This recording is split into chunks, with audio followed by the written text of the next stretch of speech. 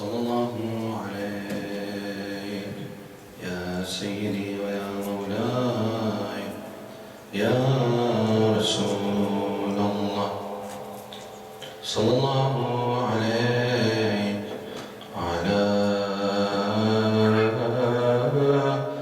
آل بيتك المعصومين المظلومين.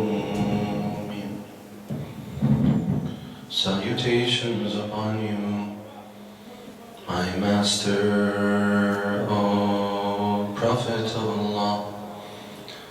Salutations upon you and upon your immaculate oppressed progeny.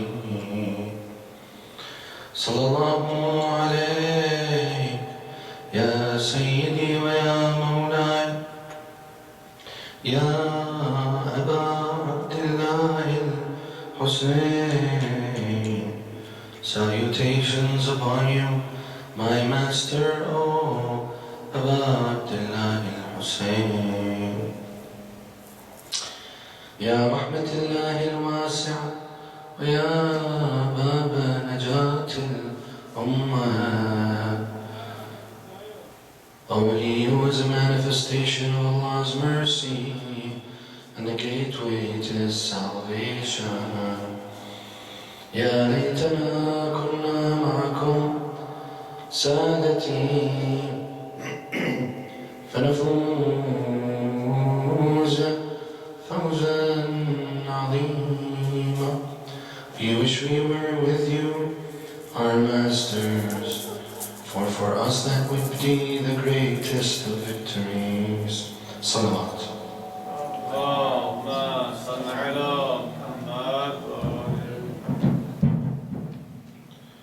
غريب كربلاء مظلوم كربلاء شهيد كربلاء. غريب كربلاء مظلوم كربلاء شهيد كربلاء. السلام على الحسين وعلى علي بن الحسين وعلى أولاد الحسين وعلى أصحاب الحسين وعلى الذين بذلوا مهجهم دون الحسين ورحمة الله وبركاته. صلوات. اللهم صل على محمد. Brothers and sisters, Ajarakumullah, on the day of Ashura, the camp of Imam al-Hussein, peace be upon him, consisted of 72 men.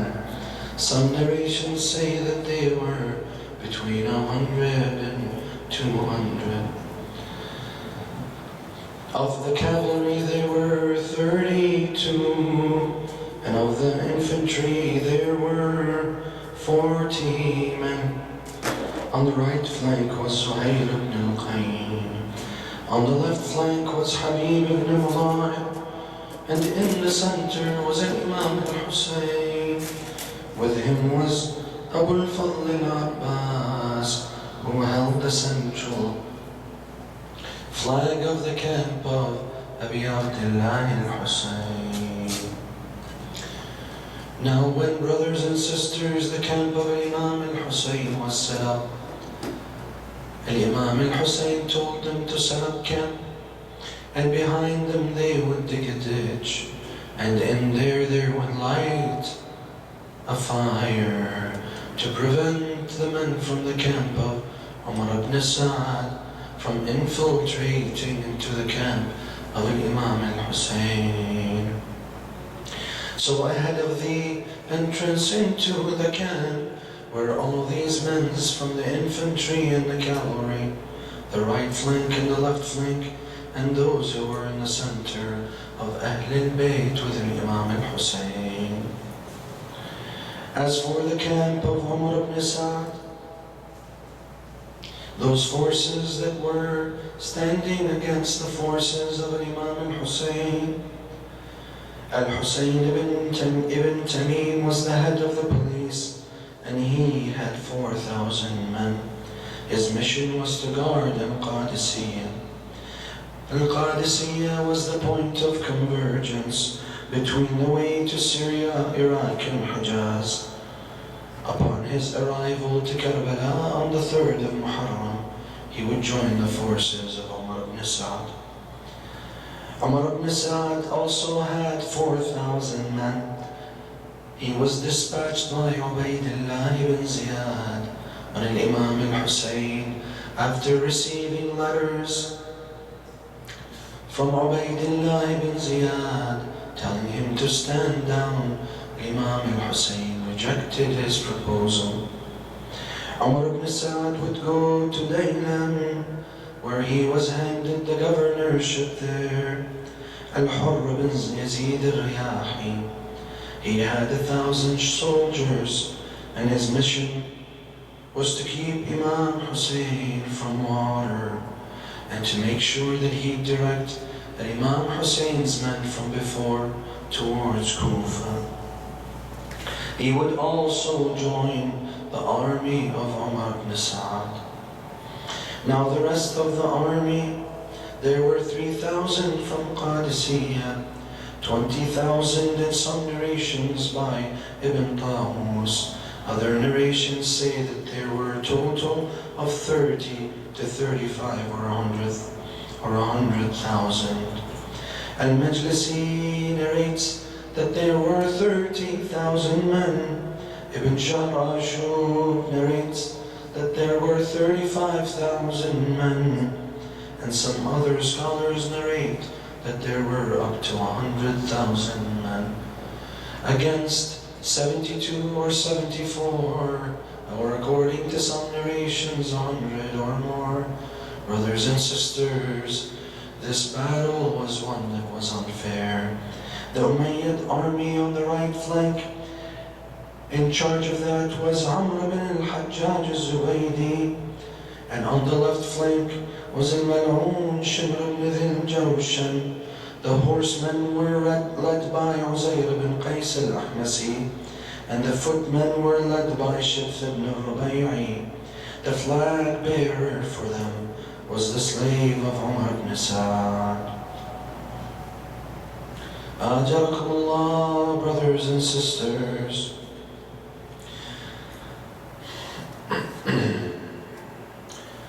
On the 2nd of Muharram, orders from Ibn Ziyad were made to prevent Imam al-Hussein from reaching the water of al-Furat. And on the 7th of Muharram, orders came to from Umar ibn Sa'd that Umar ibn al-Hajjaj with his 500 men would prevent Imam al-Hussein and his household from the water. The last day, this would be on the 7th of Muharram, where Al-Abbas alayhi salam would have his chance to try to fetch the water. As-salamu ala al-Hussein wa ala Ali ibn al-Hussein wa ala ashab al-Hussein وعلى الذين بذلوا وجههم دون الحسين ورحمة الله وبركاته. Now on the 7th day, brothers and sisters, when Al-Abbas would try to get the water, his mother's family that were represented by Shimr would offer him immunity for him and his brothers. But he would say to them, "You offer me immunity, but you do not offer immunity to the son and the children and the progeny of the Prophet of Allah." Bu'dan lakum, he would say, "Surely I shall not accept this offer," and he would head back to the camp. Now on the 10th day of Muharram, brothers and sisters, when Fajr came, Ali al-Akbar alayhi salam could be heard performing the adhan. They would all stand for prayer and pray in congregation all together. And brothers and sisters, and Imam alayhi salam, right after that prayer, would stand up and give a sermon. He'd say, Ayyuhan nas, isma'u qawli, O people, listen to what I have to say. وَلَا تَعْجَلُوا حَتَّى يَضَكُمْ, and do not be hasteful until I admonish you. بِمَا هُوَ حَقٌّ لَكُمْ عَلَيْهِ, in that which is your right upon me. وَحَتَّى أَعْتَذِرْ عَلَيْكُمْ مِنْ مَقْدَمِي عَلَيْكُمْ, and so that I can tell you why it is that I came here. فَإِنْ قَبِلْتُمْ عُذْرِي, for if you accept the reasons why I have come, وَصَدَّقْتُمْ قَوْلِي, and you believe what I have to say, وَأَعْطَيْتُمُونِ النَّصَفَ مِنْ أَنفُسِكُمْ, and you were fair and equitable to me, then surely you would stand by my side, and we would not battle on this day. Then Zuhair ibn Qayn, this great warrior and companion of Imam al-Hussein, he would stand up and give his famous speech. It is narrated, brothers and sisters, that after the speech of Zuhair ibn Qayn, Shimr ibn Dhil Jawshan would aim at Zuhair and try to shoot him with an arrow. They would exchange words, and then the Imam alayhi salam would ask Zuhair to return to the camp. And then Burayr ibn Khudayr al-Hamadani would also deliver a speech to the people of the opposing camp. But then they would shoot him with arrows, and Imam al-Hussein salamullahi alayhi would deliver 3 sermons just in that morning. In the 3rd sermon he would say, وَيْلُكُمْ عَلَيْكُمْ أَن تَنصِتُوا إِلَيْهِ, Wail will be your abode, the hottest valley of hell, if you don't listen to me. فَتَسْمَعُوا قَوْلِي وَإِنَّمَا أَدْعُوكُمْ إِلَى سَبِيلِ الرَّشَادِ, why don't you follow what I say, for I am leading you to the path of righteousness. وَمَنْ عَصَانِي كَانَ مِنَ الْمُهْلِكِينَ, and he who does not follow me will be of those who will be in the hellfire. وَكُلُّكُمْ عَاصٍ لِأَمْرِي غَيْرَ مُسْتَمِعٍ قَوْلِي, and all of you are disobedient to me and do not want to follow me. فَقَدْ مَلَأَتْ بُطُونُكُمُ الْحَرَامِ, all of the haram that you have done, all of the haram that you have gained has filled your bellies. وَطُبِعَ عَلَى قُلُوبِكُمْ, and your hearts have been stamped with the darkness of your decisions. وَيْلُكُمْ أَلَا تَنصِتُونَ, the hottest valley of hell will be your abode. Why don't you listen to what I say? أَلَا تَسْمَعُونَ, do you not hear me when I speak? The followers of Ibn Sa'd reprimanded one another after this 3rd speech and said, lend him your ears, let's listen to what the son of the Prophet of Allah has to say. Then Imam al-Hussein salamullahi alayhi would deliver his 4th sermon. He would say, Ayyuhan nas, O people, insubuni man ana, look into my lineage, ask yourselves who I am. ثم ارجعوا إلى أنفسكم, and then go back and question yourselves, وَعَاتِبُوهَا, and feel guilty for what you have done. وَانظُرُوا هَلْ يَحِلُّ لَكُمْ انْتِهَاكُ حُرْمَتِي, and ask yourselves, can you defile my sanctity? ألست ابن بنت نبيكم? Am I not the son of the daughter of your prophet? ألست ابن فاطمة الزهراء? Am I not the son of Lady Fatima? ألست ابن علي المرتضى? Am I not the son of Ali المرتضى?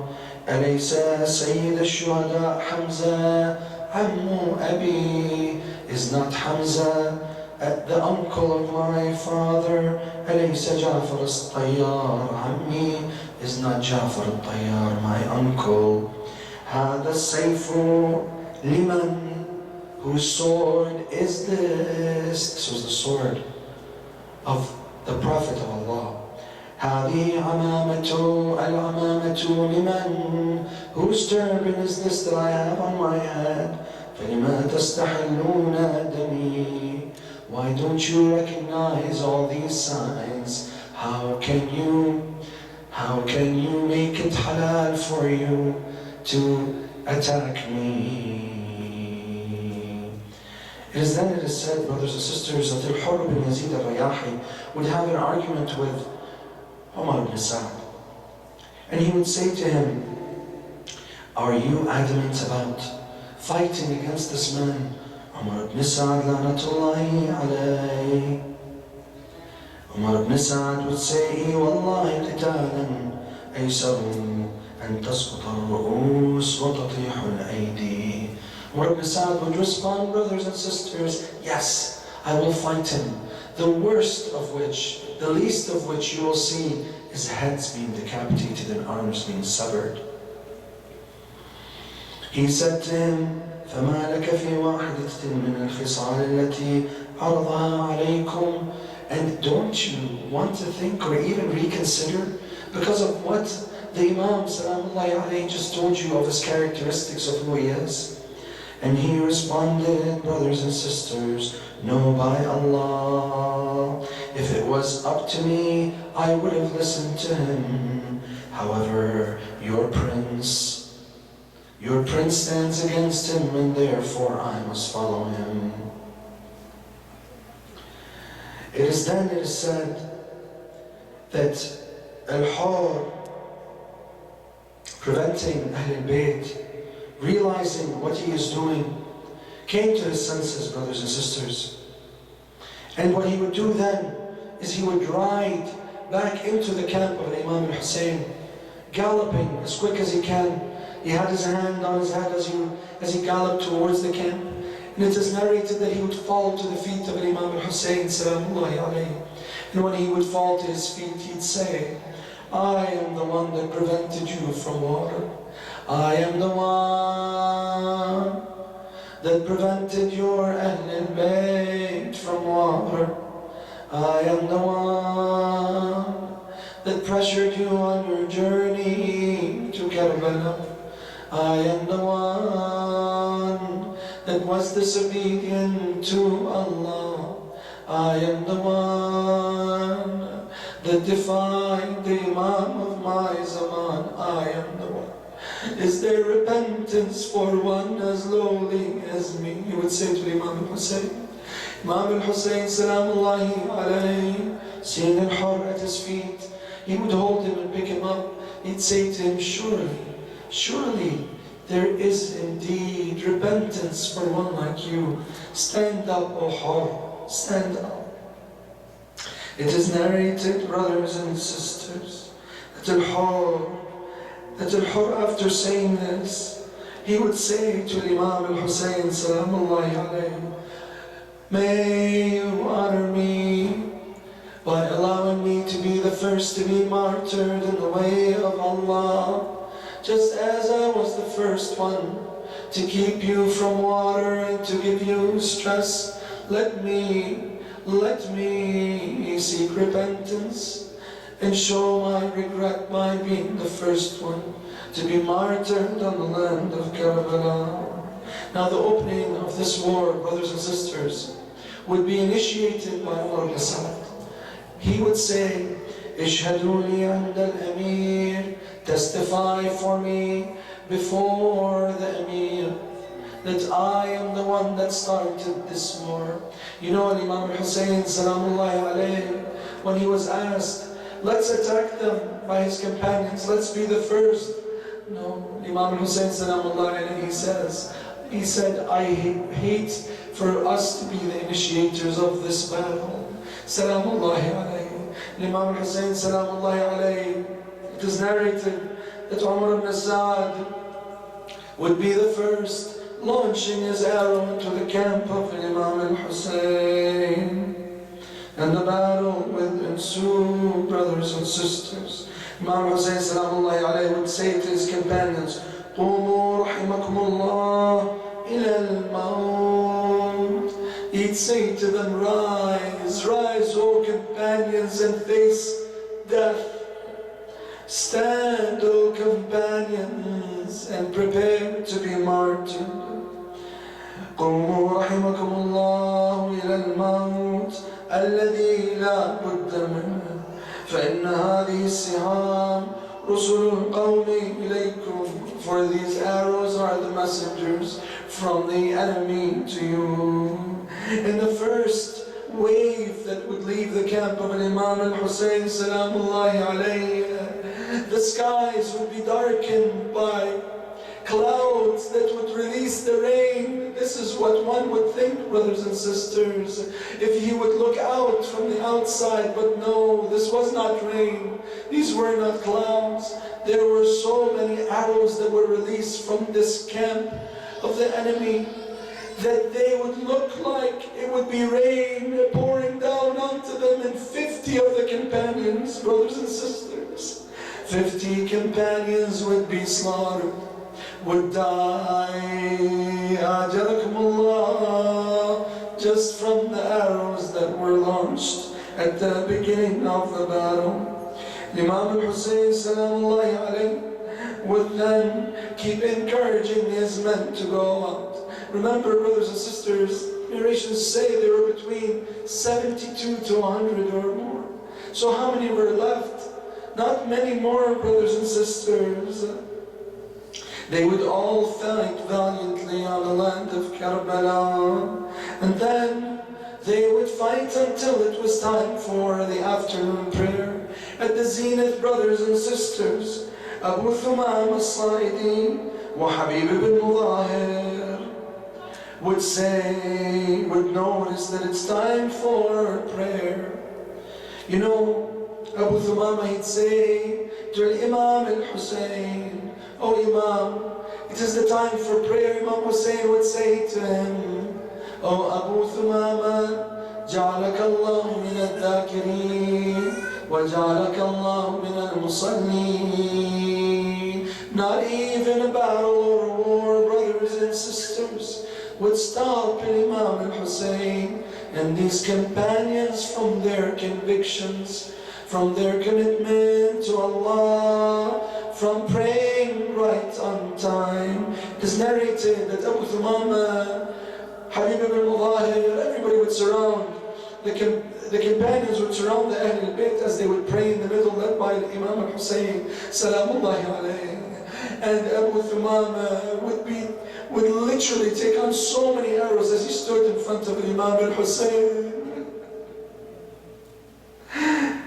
And he said, "La wallahi, la tuqtalu hatta uqtalu dunak." I swear by Allah, you shall not be murdered until I am killed before you. وأحب أن ألقى ربي وقد صليت هذه الصلاة التي قد دنا وقتها. He said, I will not die until I pray this prayer. Imam al-Hussein salamullahi alayhi would lift his head, seeing from prayer, seeing Abu Thumama literally saturated with arrows in his body. هل من منادي ينادي ومظلوما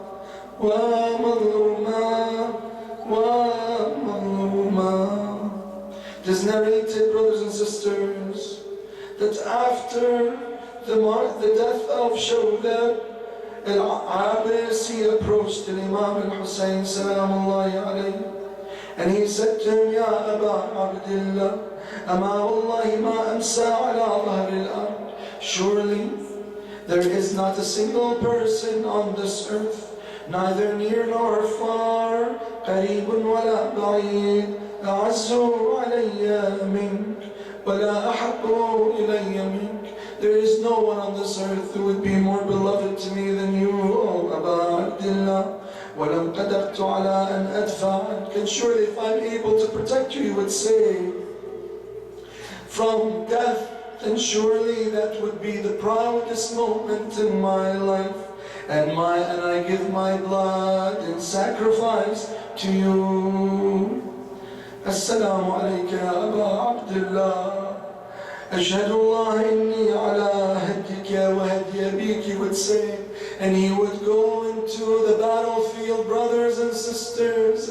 He would fight valiantly. Abbas would say, حب الحسين أجنني, and then he would be slaughtered, martyred on the land of Karbala. Next June would go out. He was the servant of Abu Dharr al-Ghafari.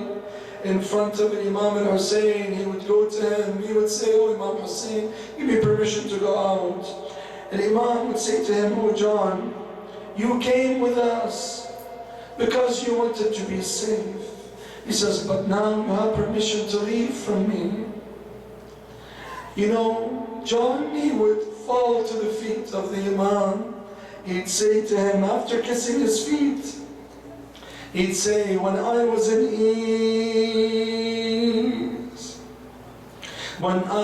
ease, you took care of me. And now that we are in a state of distress, you expect me to leave your side. La wallah, I shall never leave your side. I am dark. Please brighten me with your breath. I smell. Please brighten me with your breath. Please be pleased with me, he would say. And John would go out into the battlefield, brothers and sisters.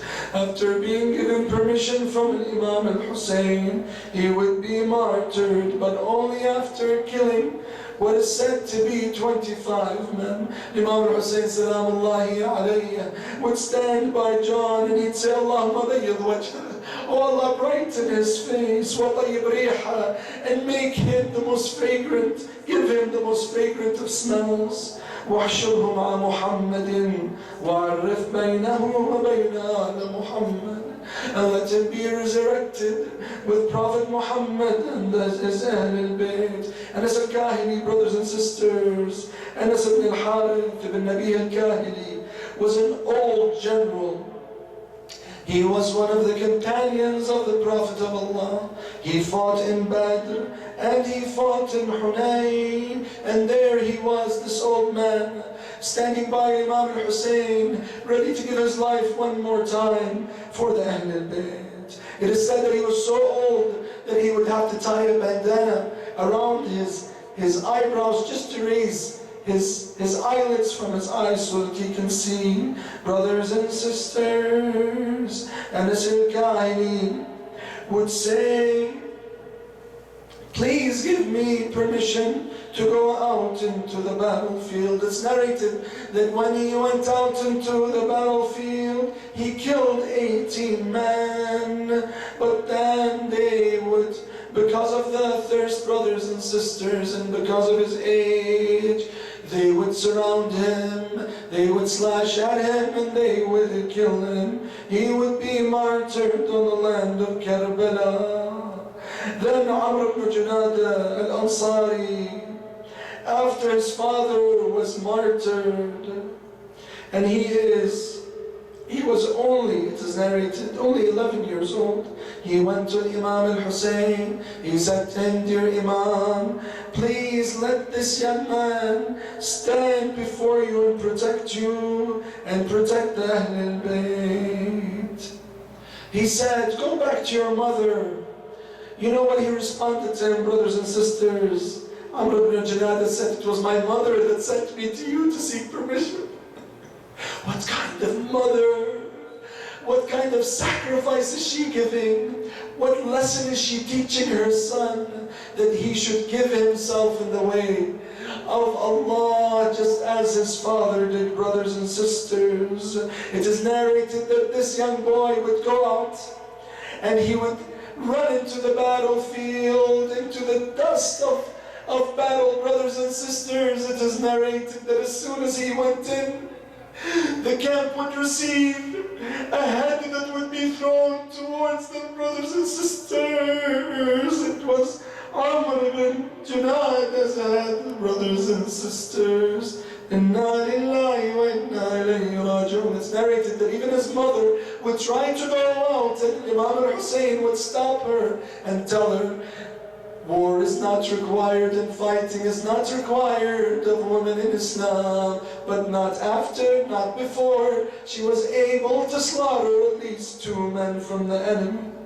Muslim ibn Aous, brothers and sisters, was next. He would go out into the battlefield, this great companion, and he would fight valiantly. And then, brothers and sisters, after all the battling and fighting, how fierce he was with the enemy, he would get tired and they would come around him and slaughter him. Before he would die, he would call out for Imam al-Hussein. He'd say to him, Wa Imama adrikni. It is narrated, brothers and sisters, that Habib ibn Mudahir and Imam al-Hussein would run towards Muslim ibn Aous, and a conversation would ensue between Muslim ibn Aous and Habib. Muslim, looking at Imam al-Hussein, and Habib would say to Habib, I ask you for one thing. He'd say to him, I wanted to ask you for your last will and testament, but I know that I will be martyred just like you. He said to him, I only have one last will and testament. And he pointed to Imam al-Hussein, Salamullahi alayhi. He said to him, protect this man, O Habib. And then Muslim ibn Aous would take his last breath and he would be martyred in the way of Allah. And then, brothers and sisters, after they took him back, Habib ibn Mudahir would ask Imam Salamullahi alayhi for permission to go out into the battlefield. Habib ibn Mudahir would go out into the battlefield and he would fight valiantly only to be martyred on the land of Karbala on the day of Ashura. Imam Hussein, Salamullahi alayhi, would go towards his companion Habib. He would hold him, brothers and sisters. He would be saddened to see Habib martyred on the land of Karbala. There were no more companions left. There were none left, brothers and sisters. Even Buraida was martyred on the land of Karbala. And Imam al-Hussein, Salamullahi alayhi, would go back into the camp. You know what he'd say as he looked out into the battlefield?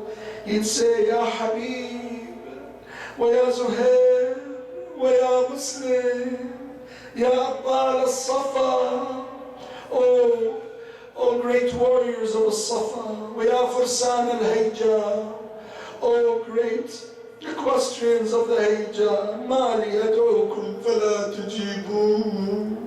Why is it that I call out your names and you don't answer me? وَأُنَادِيكُمْ فَلَا تَسْمَعُونَ. And I shout out your names, but you don't hear me. أَنْيَامٌ أَنْتُمْ فَانْتَبِهُوا. Are you all asleep? Please wake up and listen. قُومُوا يَا كِرَامُ وَدَافِعُوا. Get up, O gracious men, and defend the haram of Ahl Bayt, of the Prophet of Allah. Seeing this, brothers and sisters, the situation that the camp of Ahl Bayt was in, Ali al-Akbar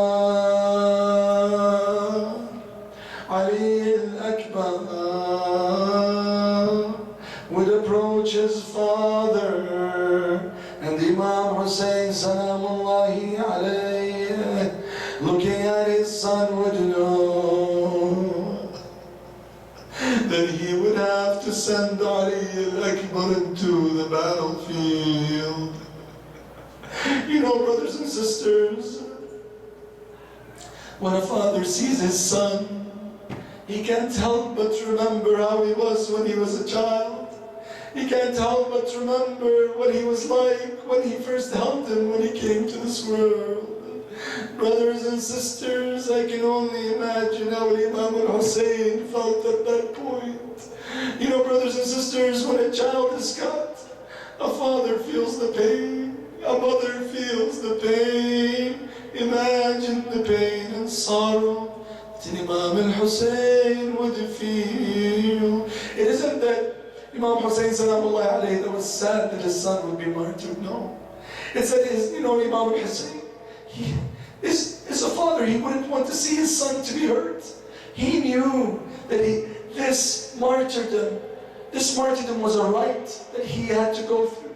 He knew that martyrdom would be something, would be a great status that his son would achieve, and he knew that after he would be martyred, that the Prophet of Allah would receive him and give him a drink, after which he would never be thirsty again.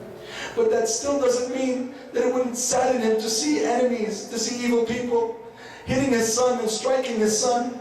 Can you imagine how Imam al-Hussein felt at that moment as he held his son, smelling him for the last time, brothers and sisters, taking him in? It is narrated that the two of them cried so much on that day, at that moment, that they fainted. And they both, it is narrated, that they saw a vision of the Prophet of Allah saying, "Oh Ali Akbar, we're waiting for you, dear grandson. Hasten, hasten." And then when they would wake up, brothers and sisters, and Imam al-Hussein would wipe his tears, and Ali al-Akbar, his father, would wipe his tears for him on his cheeks. He would tell him, "Go bid your mother farewell." Ali al-Akbar, brothers and sisters, would bid his mother Layla farewell. He would go out into the battlefield. And into the battlefield, brothers and sisters, he would fight valiantly. It is said that he would kill 120 men. He was a great warrior, brothers and sisters.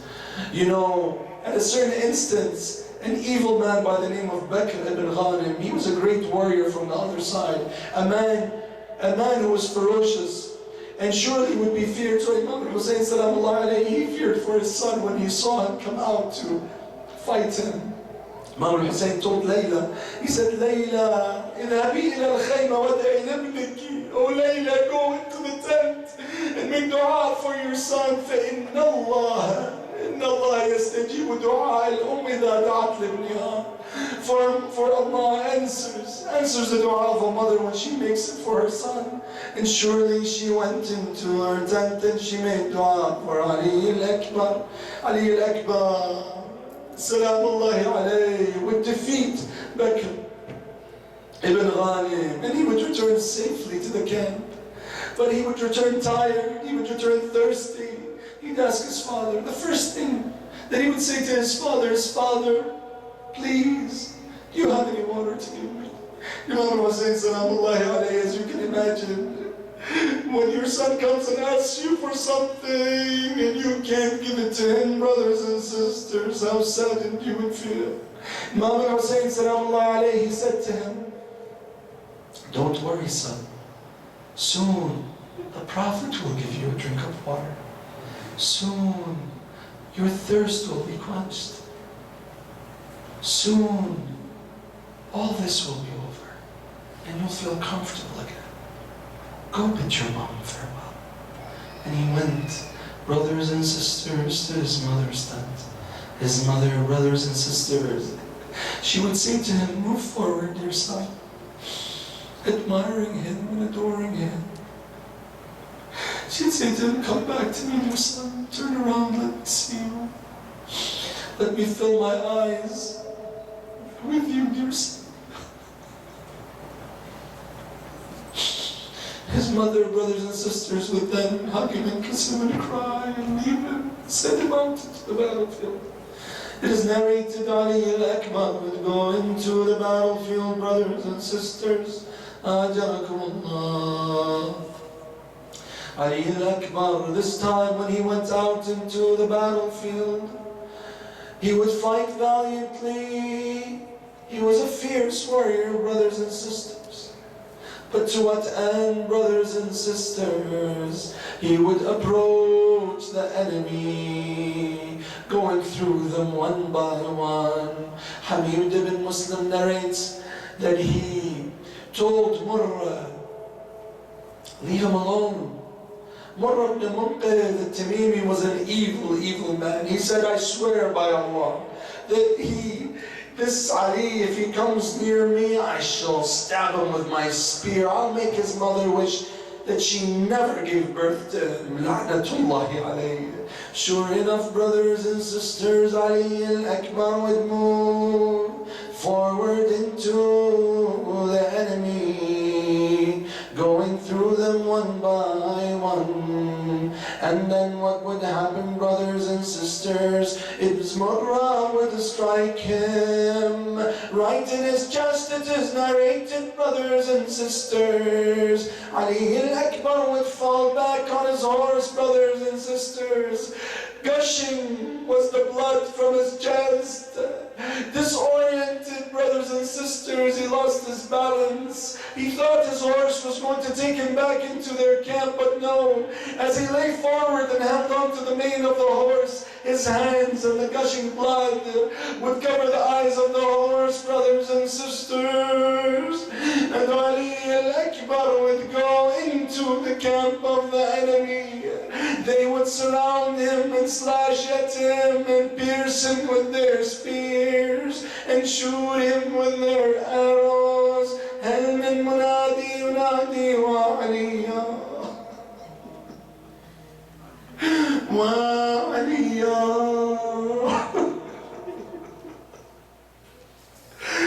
وعليا. He wasn't even 25 yet. Narrations say, brothers and sisters, Ali al-Akbar was only 21. It is narrated, brothers and sisters, that Ali al-Akbar would shout out, Aba Hussein, adrikni, Father Hussein,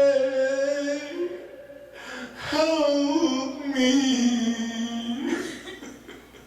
Imam Hussein, hearing his son, would rush into the enemies. He would move them aside, move them away from his son. Brothers and sisters, he would go to his son and carry him and hold him to his chest. He would say to Ali, يَعِزُّ عَلَىٰ أَبِيكَ أَن تُنَادِي وَلَا يُجِيبَكَ. He said, surely it is hard upon your father that you call his name and he can't respond to you. أَوْ يُجِيبُكَ وَلَا يُعِينُكَ. Or he answers you but he's unable to help you. Imam Hussein, looking at his son, he would see Ali al-Akbar. Ali would look to one side and smile. He looked to the other side and he'd cry. He'd say to him, what's wrong with you, oh son? He says, you know, when I look to the side, I see my grandfather holding a cup of water, telling me, dear son, here is a drink for you, after which you will never feel thirsty again. But then when I look towards the other side, I would see my grandmother, Lady Fatima, stroking your head, crying, saying, I won't be able to hold you when you are struck down, dear son. Inna lillahi wa inna ilayhi raji'un. Ali al-Akbar would take his last breath, brothers and sisters. And then, brothers and sisters, Imam al-Hussein, with his heart broken, he would carry his son in his son. He put his cheek to his cheek and his chest to his chest, and he would carry him. And he would take him back to the camp. He'd walk past his sister Zainab. He'd walk past his mother Layla. He'd take him into the tent. He'd place him in his tent, brothers and sisters, and come right out. And the women and the children would be crying and go into that tent, brothers and sisters. هل من منادي ينادي وعليا ومظلوما وغريبا وشهيدا. Brothers and sisters, it was then after Al-Abbas alayhi salam had sent all his brothers out into the battlefield. They were slaughtered one by one after the other. He sent Abdullah, only 25 years of age.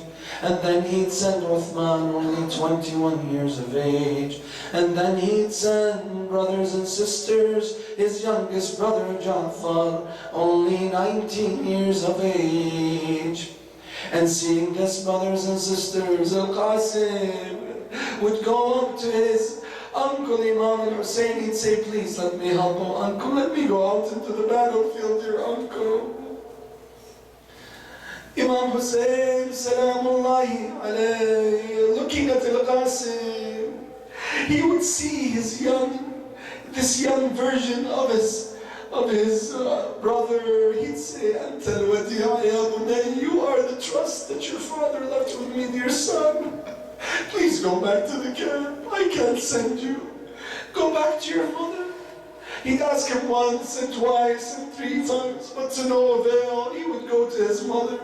He'd say, dear mother, I don't know why my uncle doesn't want to send me out. There's no one else left. Brothers and sisters, his mother would open the chest. She'd take out the helmet of his father. She'd take out the tunic of his father. She'd take out the sword of his father. She'd dress her son and prepare him for battle. And then, brothers and sisters, she would give him in his hand the letter that was written by Imam al-Hasan. She would tell him, oh dear son, go to your uncle Imam Hussein. Give him this letter.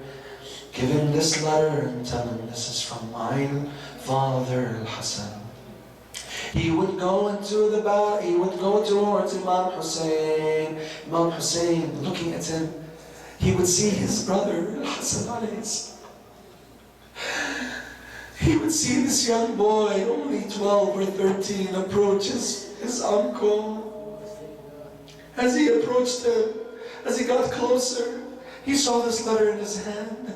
And Al-Qasim, he gave the letter to his uncle. He said, oh uncle, this is from my father. My mother told me to give it to you. So he opens it, he reads it, and it says, dear brother Hussein,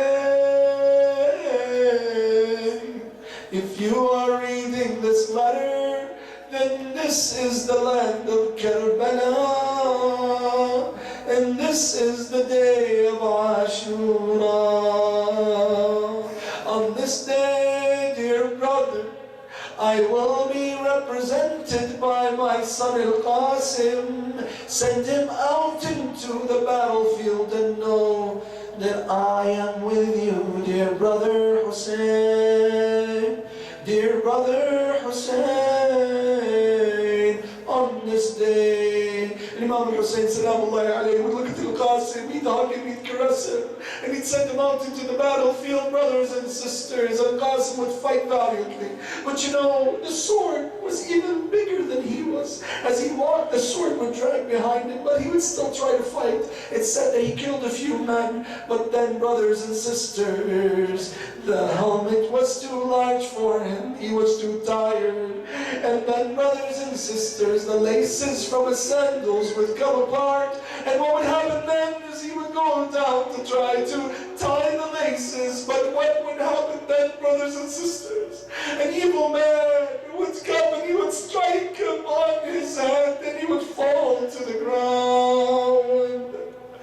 Fall to the his face, brothers and sisters. Seeing this, Imam Hussein Salamullahi alayhi, not believing his eyes, what did he do? He sent this young boy to fight into the battlefield, but he knew that this was the qada of Allah. And Qasim, the only strength he had was to say, Allah, dear Uncle Hussein, dear Uncle Hussein. And Hussein alayhi salam would run to Qasim and he'd say to him, يعز على عمك أنت الوديع. It is so hard for your uncle to see you in such a state. You call for me and I'm unable to save you. Oh Qasim, he would say, أنت الوديع. You are the trust. And Qasim would take his last breath, brothers and sisters. Imam al-Hussein Salamullahi alayhi would take al-Qasim to his chest and he would carry him towards the camp of Ahl al-Bayt. You know what is said? That the feet of al-Qasim were dragging on the floor. You know why, brothers and sisters? Because Imam al-Hussein felt broken on that day, in that situation, when he saw al-Qasim martyred on the land of Karbala. He took him into the camp. He walked past Zainab again. He walked past his mother again. And he took him into the tent where the martyrs would be of Ahl al-Bayt, and he placed him in the tent.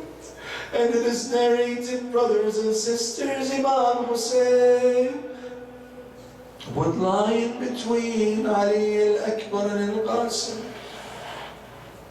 Brothers and sisters, Sister Zainab, Sayyidah Zainab alayhi salam would go towards the tent where Imam Hussein was lying. She'd say to him, please brother, just leave, please leave.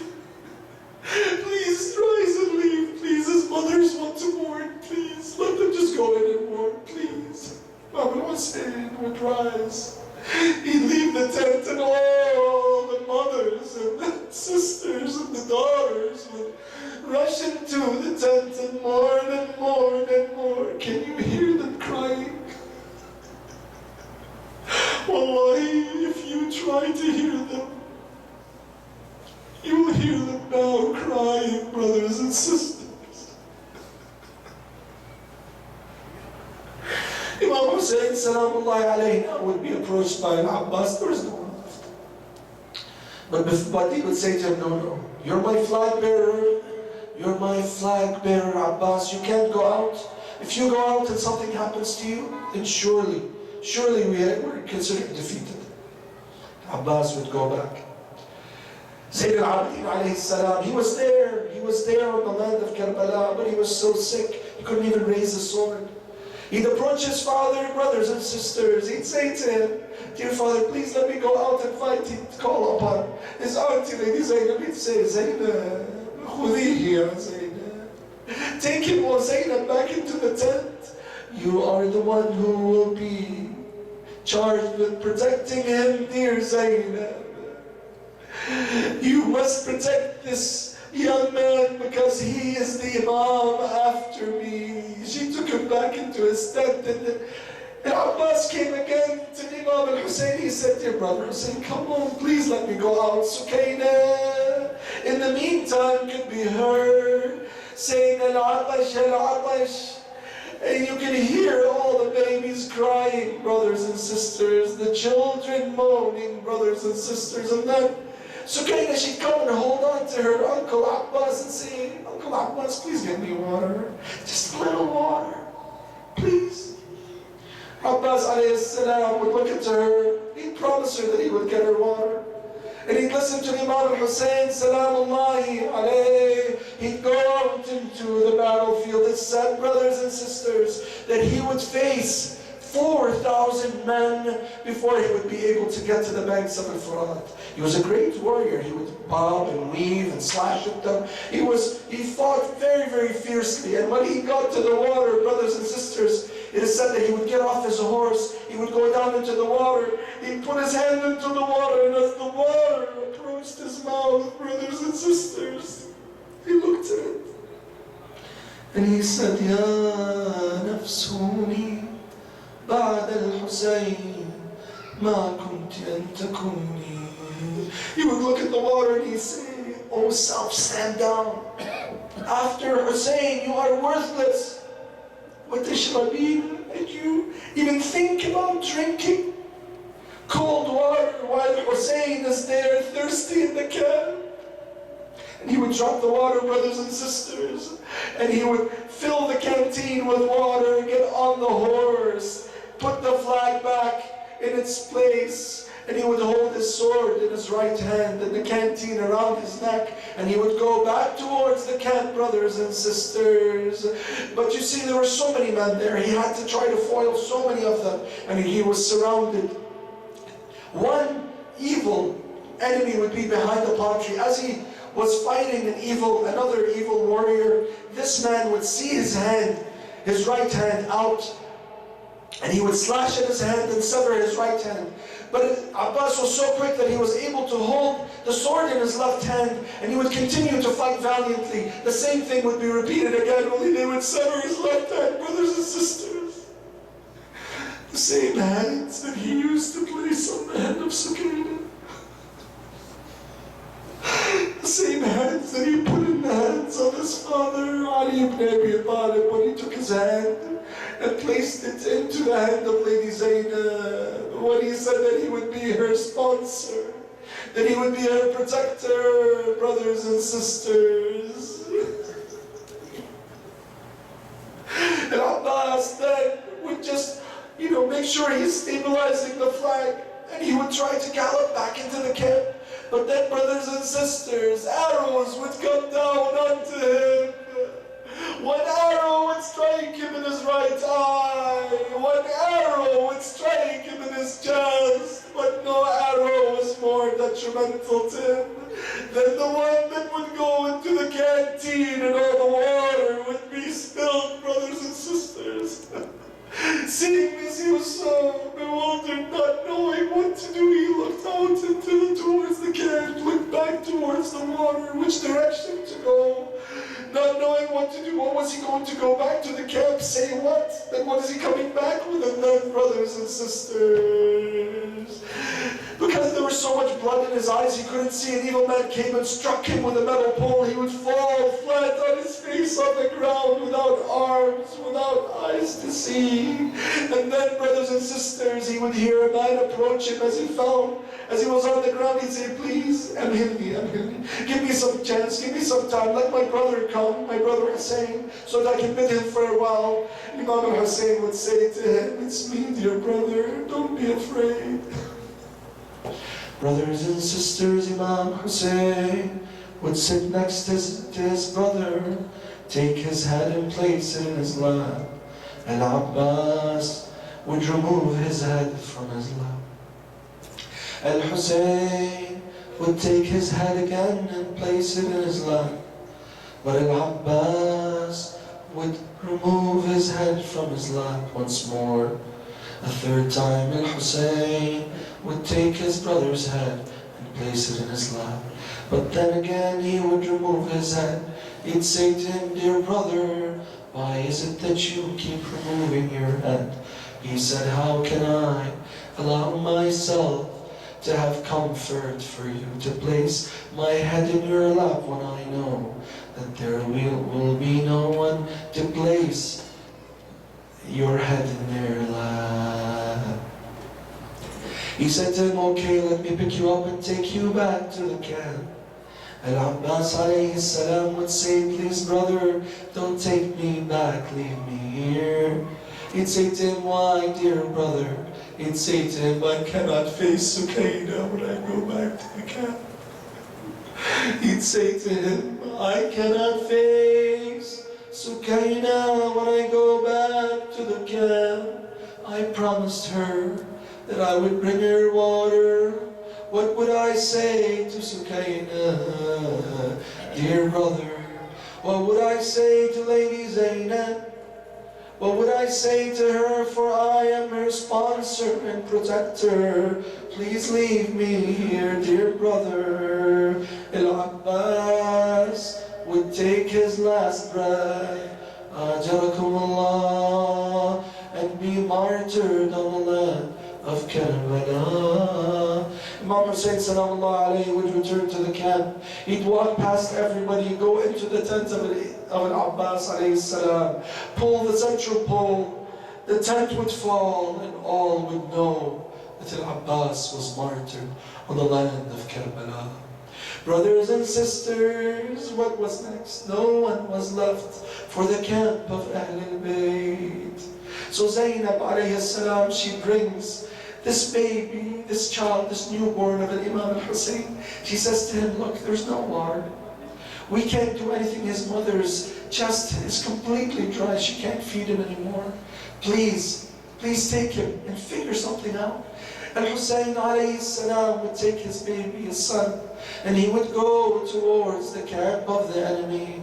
He'd raise this baby, Abdullah al-Radhi', towards the sky and say, if you had something against me, if I wronged you, then what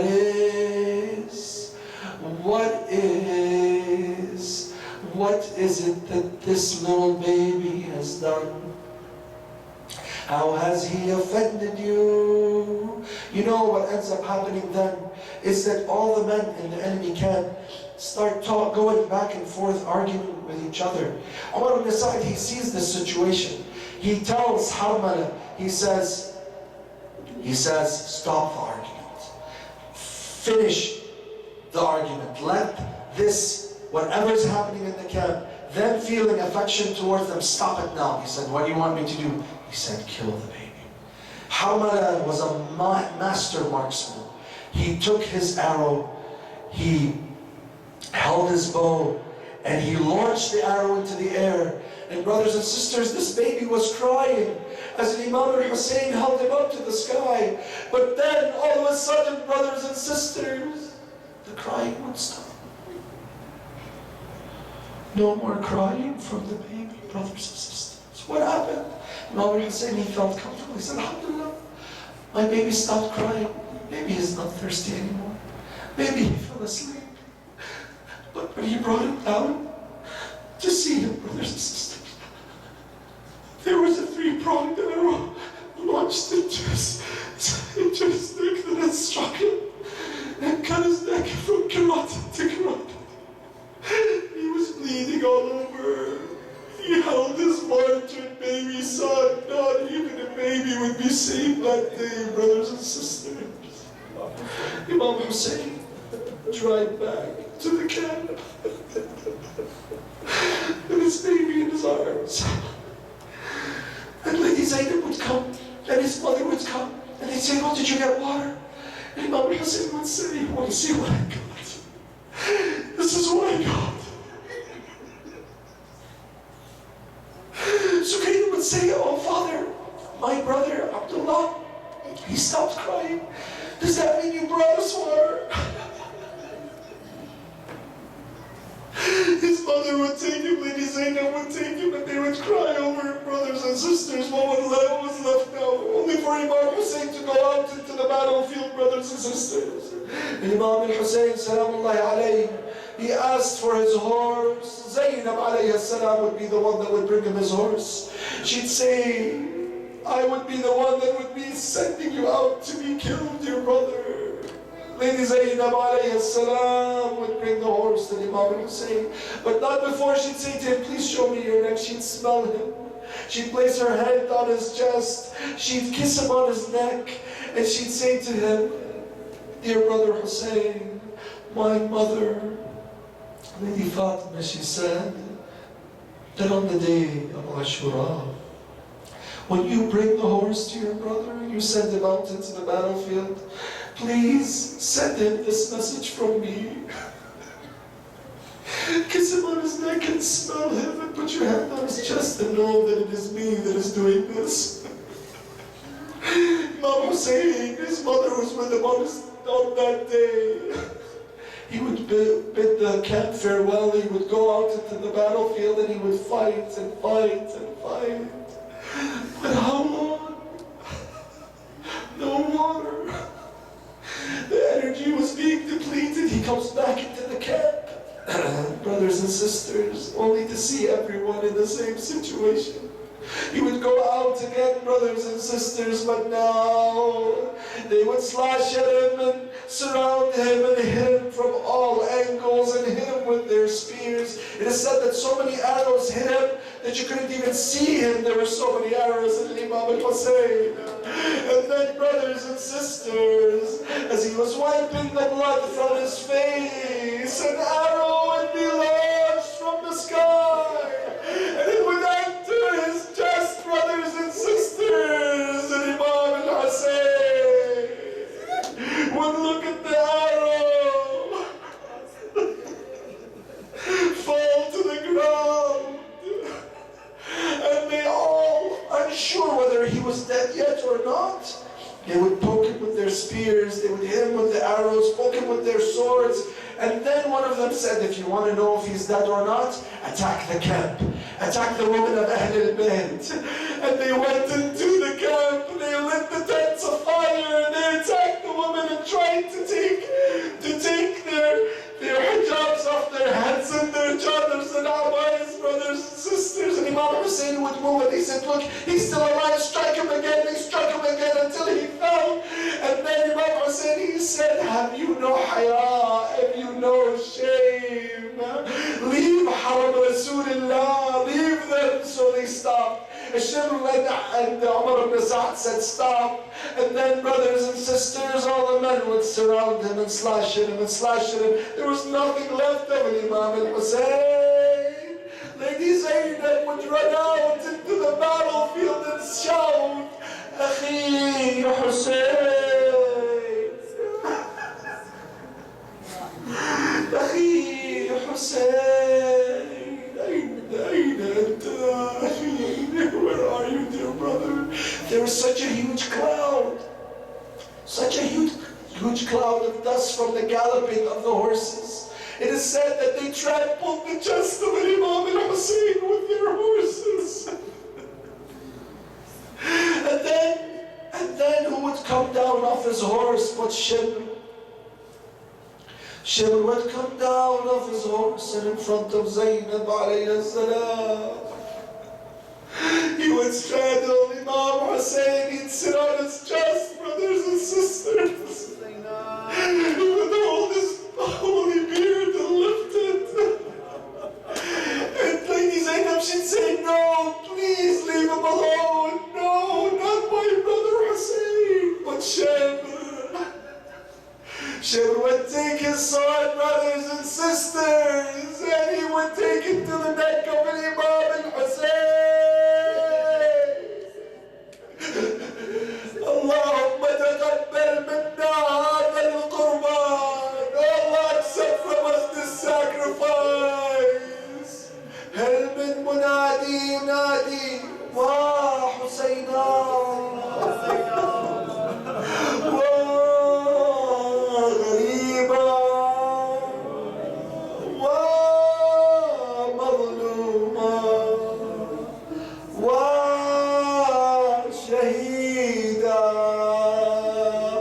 السلام على الحسين. All together. السلام على الحسين وعلى علي بن وعلى أولاده